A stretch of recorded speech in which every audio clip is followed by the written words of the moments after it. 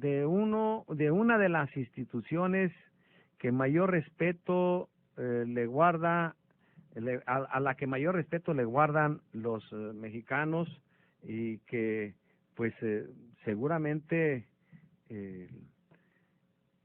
por la importancia que tienen, por la importancia que adquirieron en los últimos 5 años, cuando Felipe Calderón decidió usar al ejército como un grupo policíaco, como un equipo policíaco, para combatir al crimen organizado en su modalidad de narcotráfico, de tráfico de drogas. El ejército mexicano se vio envuelto, y no solamente la tropa, sino desde los más altos niveles, se vio envuelto en una situación para ellos inesperada, inexplorada. No es una novedad decir que los militares están adiestrados para eliminar al enemigo, no para detenerlo y someterlo a ponerlo a consideración de las autoridades correspondientes, es decir, a las autoridades encargadas de la procuración y aplicación de justicia. Y eso ha llevado a que haya aparecido, además de un buen número, alrededor de 12 o 13 generales acusados de vínculos con el narcotráfico, ha llevado a que se presente una de las crisis más importantes que yo recuerde haber sido informado o haberme informado al interior del ejército mexicano. Hace unas semanas, la Procuraduría General de la República, a partir de un trabajo de la Procuraduría General de Justicia, de la Procuraduría Militar, ordenó la detención de 4 generales: Ricardo Escorcia Vargas, Rubén Pérez Ramírez, Roberto Dahue González, y del más conocido, Tomás Ángeles, que es descendiente directo del general Felipe Ángeles, el artillero de Pancho Villa, de la División del Norte, que fuera director del Colegio Militar en tiempos de don Porfirio Díaz, y que fuera enjuiciado y fusilado en Chihuahua a unos años de que se hubiese aprobado la Constitución de 1917. Bueno, Tomás Ángeles fueron detenidos sin orden de aprehensión y sin ninguna orden de cateo. Y una vez que fueron presentados ante la opinión pública, la PGR solicitó no una orden de aprehensión, sino una orden de arraigo para estos militares y otros de menor rango. Y entonces la Procuraduría General de la República, va llegando Gerardo Cortinas Murra como bateador emergente ante la ausencia de nuestros dirigentes, productores. Estoy terminando la ficha esta de los generales detenidos, que lo comentamos alguna vez aquí, Gerardo. Te agradecemos tu presencia y participación esta tarde. Muchas gracias, sí.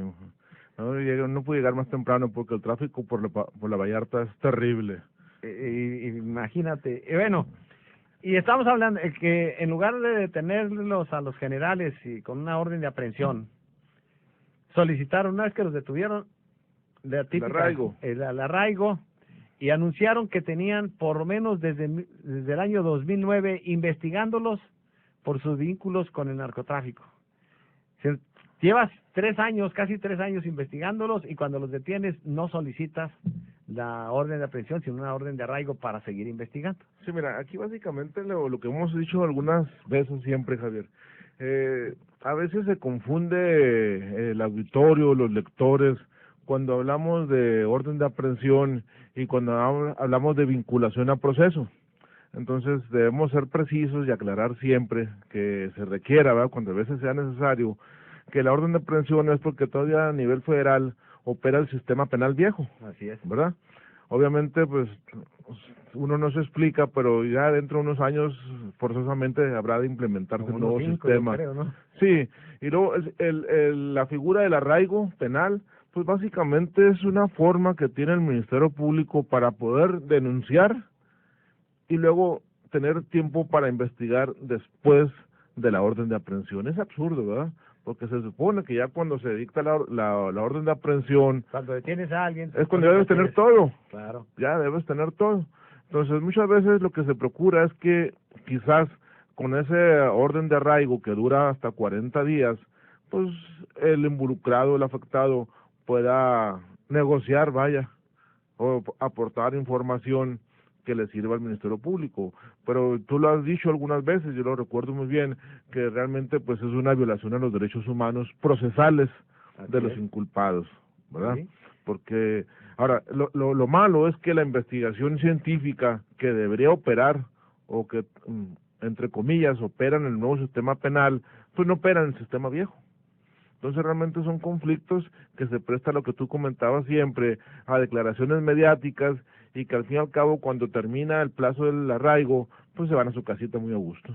Y sin siquiera usted disculpe. Pero aquí el conflicto es todavía mayor porque ya ordenaron la orden de aprehensión, ya tienen orden de aprehensión los 4 generales, pero en lugar de todo el titipuchal de delitos que a los cuales les acusaban, los están acusando solamente por el delito de delincuencia organizada con el propósito de cometer delitos contra la salud. De hecho, yo creo que esa es el único pecado, entre comillas, de los militares y de los funcionarios públicos, ¿eh?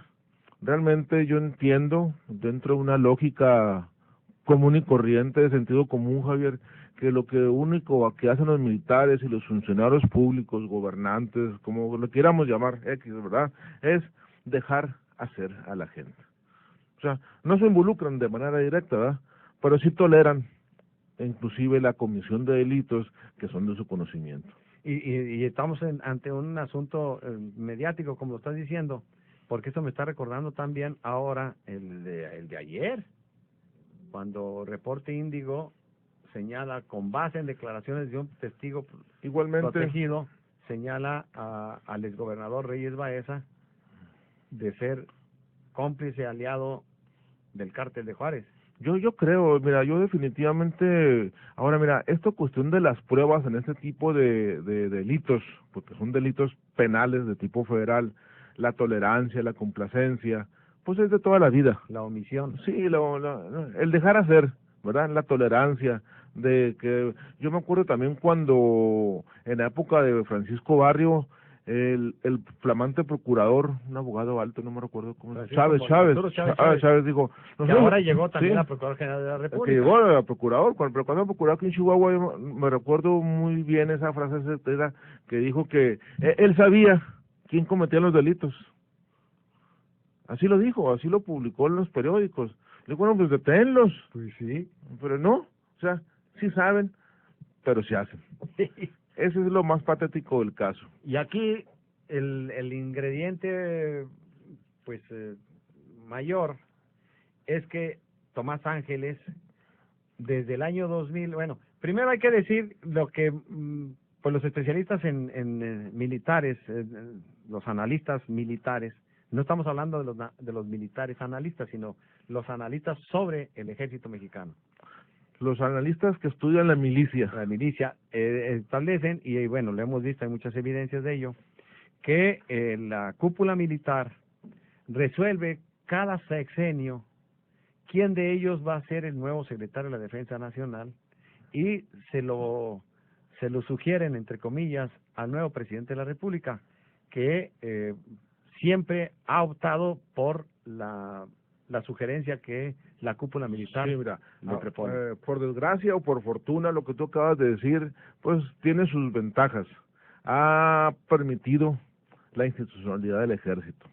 O sea, hemos logrado a través de esa negociación intermilicia de que los militares sean serios, responsables, y no se presten a sublevaciones políticas como en otros países, ¿verdad?, de Sudamérica, en que hay levantamientos de las Fuerzas Armadas, porque la Fuerza Armada pues realmente tiene su capital político, tiene la fuerza, Javier, la fuerza bélica, que es algo muy importante, ¿verdad? Y tiene la noción de cuerpo. Bueno, y yo creo que es quizás el ejército, para mí, la institución más sólida y más profesional que existe. Es que alguna gente me preguntaba alguna vez, y yo le daba una opinión, Me preguntaban, ¿y por qué a los soldados los hacen ir marchando siempre al mismo paso y que conserven el mismo ritmo todos? Y entonces alguna gente, algún militar amigo mío me dio su opinión, dice, es que con todo este tipo de ejercicios y prácticas se va generando una sensación de cuerpo, que pertenecen a un cuerpo, todos ellos que funcionan de manera sincronizada, y eso dice, es muy importante. Es muy importante, mira, tanto en los militares como en los policías, Javier. La disciplina rígida y estricta es precisamente lo que genera, ya no solamente esa idea de grupo, sino de firmeza y de fuerza de una institución que debe serlo, ¿verdad?